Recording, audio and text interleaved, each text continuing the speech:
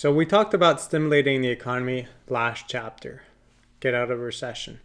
Now we're going to talk about some extra costs involved in letting the economy get out of hand and why we want to contract the economy when we're overheating it and why we don't want to let it overheat. In the past, we talked about the cost of inflation, and I said, wait for it, chapter 16 will have additional costs associated to inflation. Well, here they are. Those additional costs of inflation are based on inflation expectations. So let's go through this and try to understand why there's extra costs associated to inflation.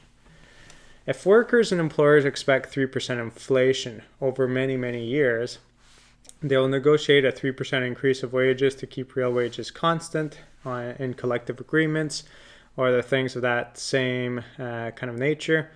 However, this 3% wouldn't be that bad, but let's say we're expecting 20% inflation because we had it for many years.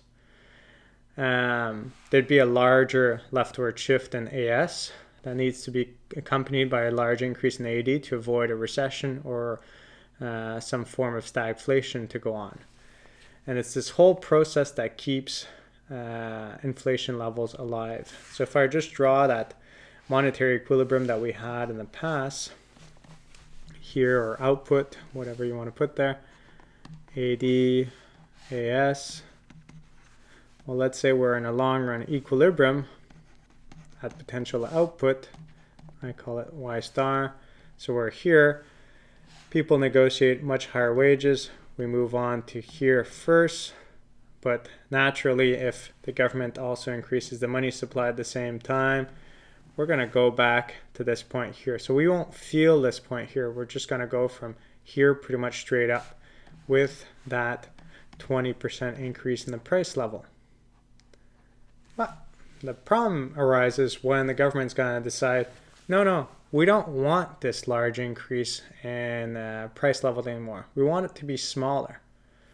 But if people don't expect you or don't believe that you're going to go for something smaller and they believe that you're trying to trick them, well, then they're still going to negotiate for higher wages. Or maybe even though they believe, such as the case for us right now, we're after our first year of our collective agreement, well, our negotiations for the next 2 years are already coulé dans le béton, we would say in French. They're already kind of like set. They're not, we can't change them anymore. They're already predetermined.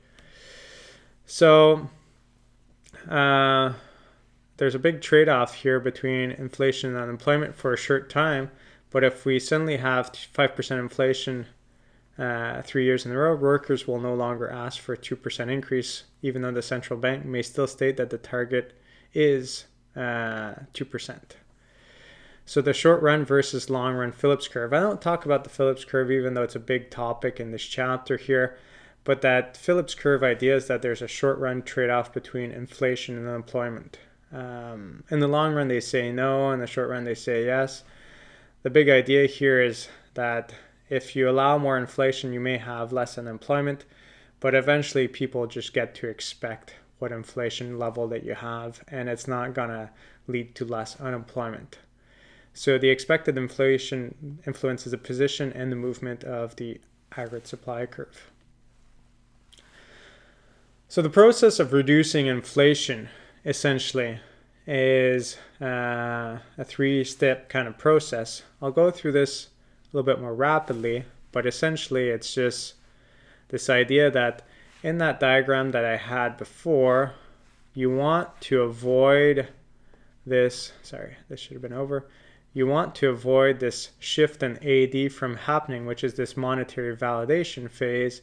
You want to fall back to this situation, because otherwise, if you validate, you are essentially telling people that inflation level that they're expecting, you validated their expectations and they're right, and that's it, that's all. So you have to remove that from happening. But as people expect that higher inflation to happen, we're going to fall into this situation, as is mentioned in the next slide, of stagflation. Stagflation because we're in a situation that since the AS curve shifted leftwards, we have a higher price level and a lower level of GDP. So even though we announced a change in monetary policy revised downwards. The S curve may keep on shifting year after year because of those pre-negotiated things.